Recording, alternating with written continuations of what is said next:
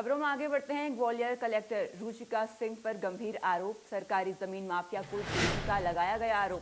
सरकारी वकीलों को नहीं लड़ने दिया जा रहा केस। सरकारी वकील ने लगाया आरोप। सरकारी जमीनों को 60 से माफिया को सौंपा जा रहा है। ग्वालियर की 5000 करोड़ की जमीन खुर्द-बुर्द। कलेक्टर की भूमाफियाओं से मिलीभगत का आरोप भी है। सीबीआई ने मामला दर्ज कराए सरकारी वकील। मुख्यमंत्री को की गई शिकायत। ग्वालियर से खबर, सरकारी जमीन माफिया को देने का मामला है। ग्वालियर कलेक्टर रुचिका सिंह पर गंभीर आरोप लगाए गए हैं। सरकारी जमीन माफिया को देने का आरोप है। ग्वालियर की 5000 करोड़ की जमीन खुर्द-बुर्द। कलेक्टर की भूमाफिया से मिलीभगत का यह आरोप है।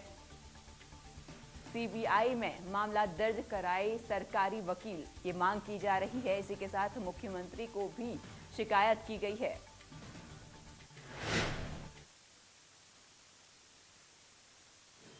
माननीय न्यायालय में लगातार शासन एक्स पार्टी हो रहा है और सबसे बड़ी दुख की ये बात है कि 95% प्रकरणों में शासन रुचि नहीं लेता है और हम लोगों को, चूँकि हम लोग शासकीय अधिवक्ता हैं और हमारी जो भी प्रकरणों में नियुक्तियां होती हैं वो कलेक्टर के माध्यम से हमें नियुक्त किया जाता है शासन की ओर से। तो कलेक्टर विभाग की जो जेसी शाखा है वो इसमें इतनी घोर लापरवाही कर रही हैं कि केवल हमें एक प्रतिलिपि के रूप में एक नियुक्ति पत्र भेज दिया जाता है। उस नियुक्ति पत्र के साथ में ना तो वकालतनामा प्रस्तुत किया जाता है और 80 से लेकर 85% ऐसे प्रकरण हैं जिनमें शासन के तहसीलदार जिन्हें नियुक्त किया जाता है वो किसी भी प्रकार से हमारे पास में नहीं आ रहे हैं। और विगत 2.5 वर्षों में मैं करीबन जहाँ तक मेरा है 5 से लेकर 7,000 करोड़ रुपए के शासकीय भूमि के प्रकरण इनके कारण एक्स पार्टी हुए हैं।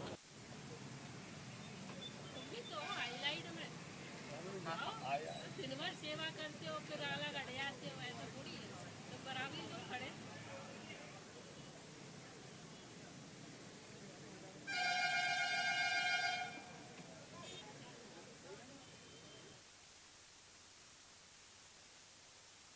इस खबर पर अधिक जानकारी के लिए हमारे संवाददाता संतोष सिंह हमारे साथ जुड़ चुके हैं। संतोष, माफियाओं को सरकारी जमीन देने का आरोप लगा है, क्या कुछ ये पूरा मामला है?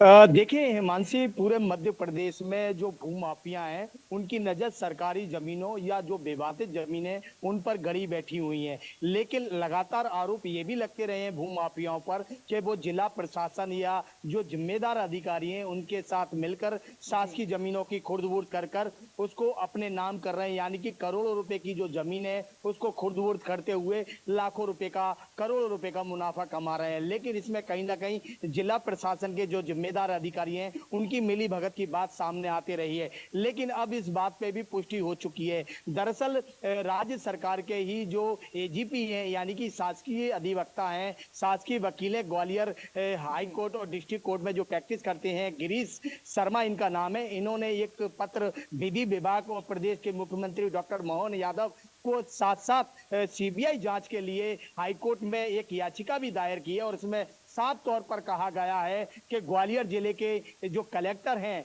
उनके इशारे पर कहीं ना कहीं भूमाफियाओं को जमीनें खुर्द-बुर्द तरीके से उनके हाथों में सौंपी जा रही है। दरअसल इसलिए कहा गया है ये पूरा वाकया क्योंकि ग्वालियर की सिटी सेंटर इलाके में ही लगभग 70 से ज्यादा ऐसे प्रकरण दावे सामने आए हैं जिस पर एक पक्षीय कार्रवाई हुई है, यानी कि शासन की ओर से पक्ष रखा ही नहीं गया है, वकालतनामा जमा कराया ही नहीं गया है। तो ऐसी स्थिति में जो भूमाफिया उनके हौसले बुलंद है और जो सरकारी बेशकीमती जमीनें अब इन भूमाफियाओं के हाथों में जा रही है क्योंकि उनके पीछे जिला प्रशासन के अधिकारी पूरी तरह से उन पर मेहरबान है। जी हिमांशी।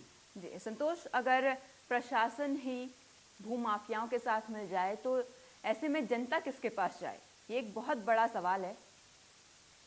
देखिए, ये बड़ा गंभीर सवाल है, चूंकि ये अकेले ग्वालियर की स्थिति नहीं है, पूरे मध्य प्रदेश में इस तरह की स्थिति बनी हुई है।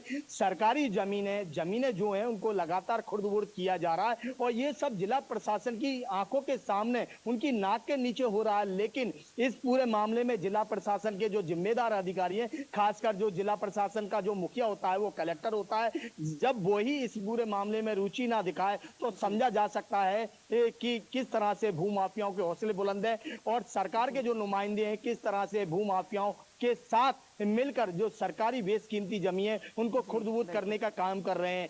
दरअसल आज गिरीश शर्मा ने एक याचिका दायर करने के दौरान ये सारे तथ्य उठाए हैं। उन्होंने आरोप लगाया है कि ग्वालियर कलेक्टर उनको वकालतनामा नहीं देती हैं और कई बार उनके द्वारा पत्राचार भी किया गया है और इस संबंध में जब जब जो बेशकीमती जमीनों की बात आती है तो शासन की ओर से पक्ष नहीं रखा जाता है, जवाब नहीं दिया जाता है।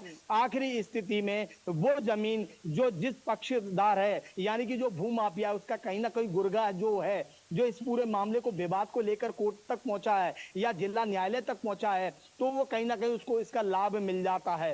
तो ऐसी स्थिति में जिला प्रशासन की ये काफी जो कमजोरी है या जो गड़बड़ जाला चल रहा है, इसको जो एजीपी है, सरकारी अधिवक्ता है, उन्होंने उजागर किया है। अब इस पूरे मामले को लेकर वो सीबीआई जांच कराने की बात कर रहे हैं। इस मामले में उनका ये भी कहना है कि 30 अगस्त को प्रदेश के मुख्यमंत्री डॉक्टर मोहन यादव का ग्वालियर दौरा है और इस संबंध में वो सारे तथ्यों के साथ, सादे प्रूफ के साथ वो मुख्यमंत्री से मिलेंगे और अपनी बात भी रखेंगे। जी संतोष, आप अब तक कलेक्टर पर किसी तरह की कोई कार्रवाई, उनको कोई नोटिस जारी हुआ हो, ऐसी कोई कार्रवाई हुई है?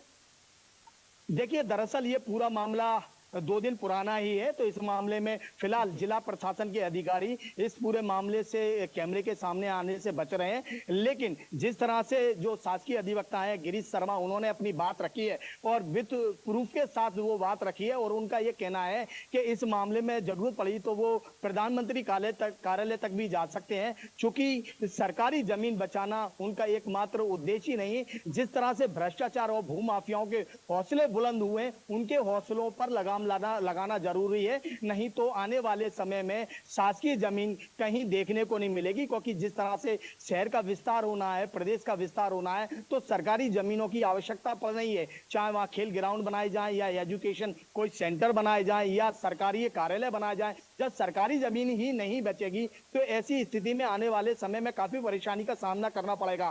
तो उनका सिर्फ उद्देश्य ये है कि सरकार का इस ओर ध्यान आकर्षित करना है कि किस कदर उनके सरकार के जो नुमाइंदे जो कुर्सियों पे बैठे हुए वो किस तरह से भूमाफियाओं के इशारे पर काम कर रहे हैं और सरकारी जमीनों को खुर्द-बुर्द कर रहे हैं। तो इस तरह का एक मामला उन्होंने ग्वालियर से उठाया है और लेकिन ये तस्वीर लगभग पूरे मध्य प्रदेश में देखी जा सकती है। जी संतोष, हमारे साथ जुड़ने के लिए और तमाम जानकारी हम तक पहुंचाने के लिए आपका धन्यवाद। खबरों में आगे बढ़ते हैं। रायसेन गौ सेवकों ने किया हंगामा और चक्का जाम। भोपाल जबलपुर NH 45 पर चक्का जाम किया है। आए दिन गायों की हो रही मौतों के कारण यह हंगामा। पिछले 3 दिनों में 18 गायों की सड़क हादसे में मौत हो गई है। आज 3 गायों की मौत हो जाने के बाद ये चक्का जाम किया गया। ओबेदुल्लाहगंज